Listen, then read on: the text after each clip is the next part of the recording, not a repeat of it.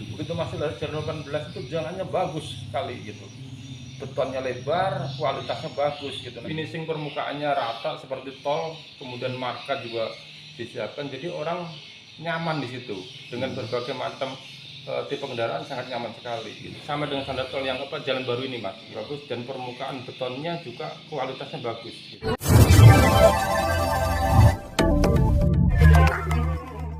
Halo, kita lagi di penyeberangan Air Cucian. Kita tadi dari Air Cucian menuju ke Muba. Nah ini penyeberangan untuk mobilnya. Ya kita lagi ngantri. Jadi nanti kita akan menyeberang ke sana ke Muba. Ya, tadi kita ngelewatin hutan-hutan sawit. Ya banyak sekali hutan sawitnya, di jalan juga ada pabriknya. Jadi kita menikmati touring kali ini, ya touring Lebaran. Mantap. Tahun yang lalu kita sempat ke jalur juga, cuman kita opsinya lewat penyeberangan jalur 20. Itu jalur 20 kita nyebrang dengan perahu itu, tapi tahun ini saya dapat info bahwa jembatan itu bisa dilewatin, jembatan Muara Sucian ya, yang jalur 16 ke 29 itu sudah kita bisa lewatin. Akhirnya kita mau coba nih, wah ini jembatan baru kita coba gitu. Nah kita masuklah ke jalur 18, jalur 18. Nah sampai jalur 18 itu dulu kita masuk, sebenarnya saya lihat jalannya masih jalan tanah gitu.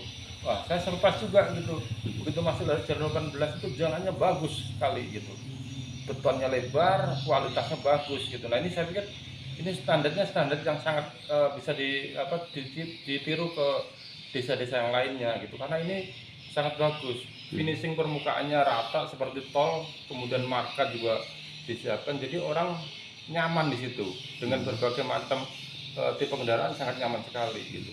Nah begitu kita lewati ini sampai ending. Itu kualitas jalan itu menurut Anda apa sudah sama dengan standar tol ya? Kalau saya lihat sudah sangat sama dengan standar tol yang jalan baru ini mas gitu. Jadi saya lihat finishingnya juga bagus, ketebalannya sekilas saya lihat juga sangat bagus, dan permukaan betonnya juga kualitasnya bagus gitu. Kalau beton kualitas nggak bagus biasanya akan banyak berdebu. Kalau ini saya lihat sih sangat rigid sekali, sangat bagus gitu. Jadi ini saya surprise juga, wah ini di jalur dengan kualitas seperti ini, walaupun jauh dari material di kota maupun alat-alat yang dari kota Palembang, tapi kualitasnya sangat bagus. Dan ini mungkin bisa jadi satu referensi untuk daerah-daerah yang lainnya. Nah, seandainya air Sugian, Muara Sugian seperti itu, wah, apa yang bisa Anda bayangkan? Saya bayangkan saya bisa mudik ke Sugian bisa setahun 3 kali mas gitu. Karena apa ya, sekarang dari Bakahuni ke Palembang cuma butuh waktu 3-4 jam. Kemudian kalau itu saya lanjut ke jalur, saya rasa cuma dari Bakahuni ke jalur ke Air Sugian jalur 23 ini mungkin cuma butuh waktu sehari nggak nyampe.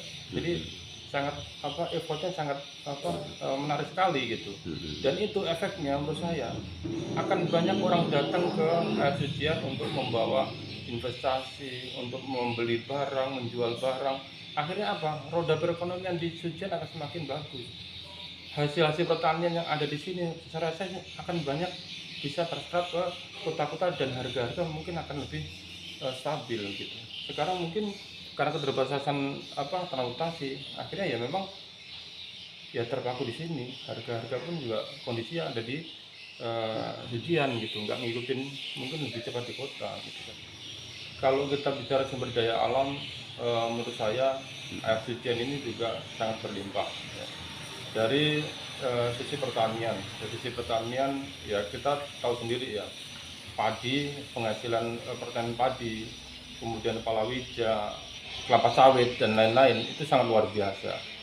Kemudian dari sisi SDM-nya menurut saya ini sudah banyak sekali generasi sekarang ini sangat bagus gitu. Banyak yang teman-teman atau saudara-saudara atau warga-warga Sucian ini yang sudah menempuh jenjang pendidikan yang lebih bagus, kuliah, bahkan sudah sampai ada yang sampai jadi doktor dan lain-lain. Dan akhirnya memang mereka kondisinya memang akan berjuang di luaran gitu, karena memang masuk ke sini memang secara infrastruktur kita belum ready. Akhirnya mereka berjuang di luar. Kalau ketika memang infrastrukturnya ready, saya rasa mereka akan berdiri masuk ke Sujian untuk membangun wilayah ini gitu.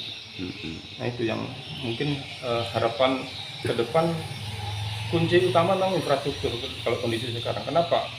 Dengan infrastruktur, mobilisasi teknologi, mobilisasi material, mobilisasi SDM pasti akan mengikuti.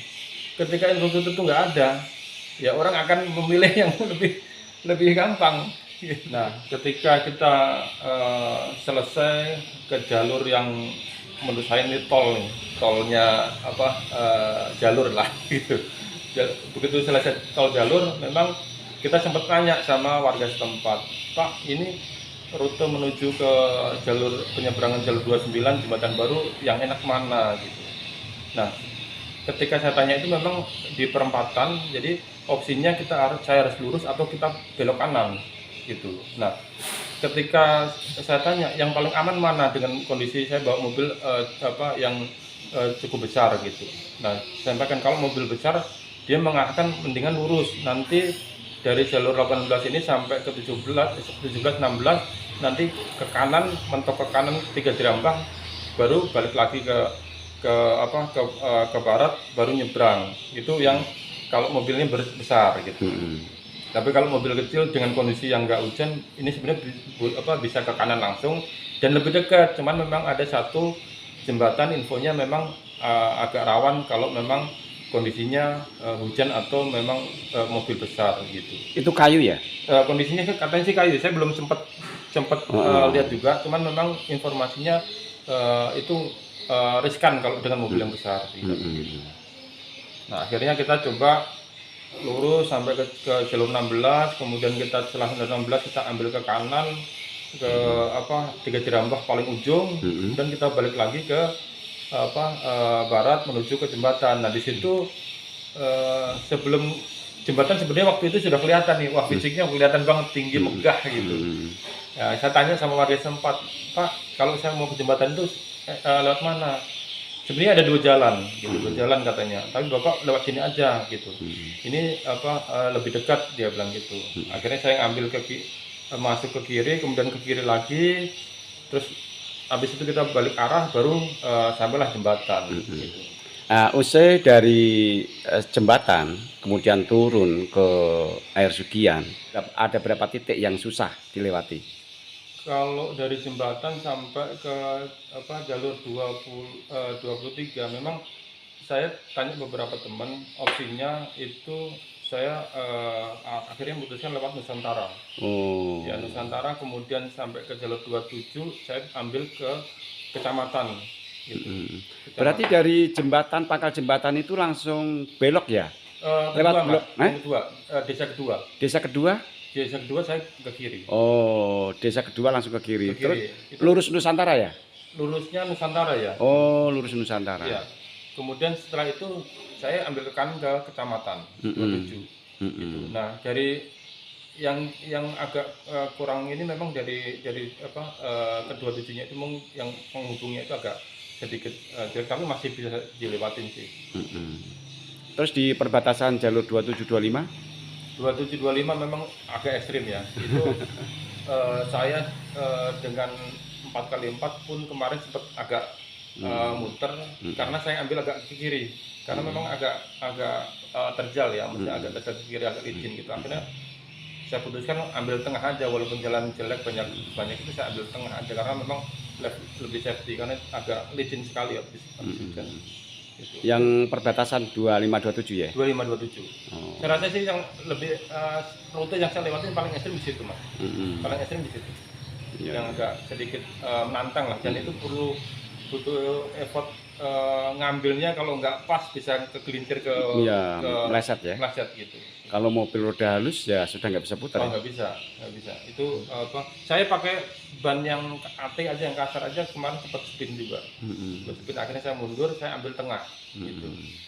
Sebenarnya tengah kan agak berlubang-lubang.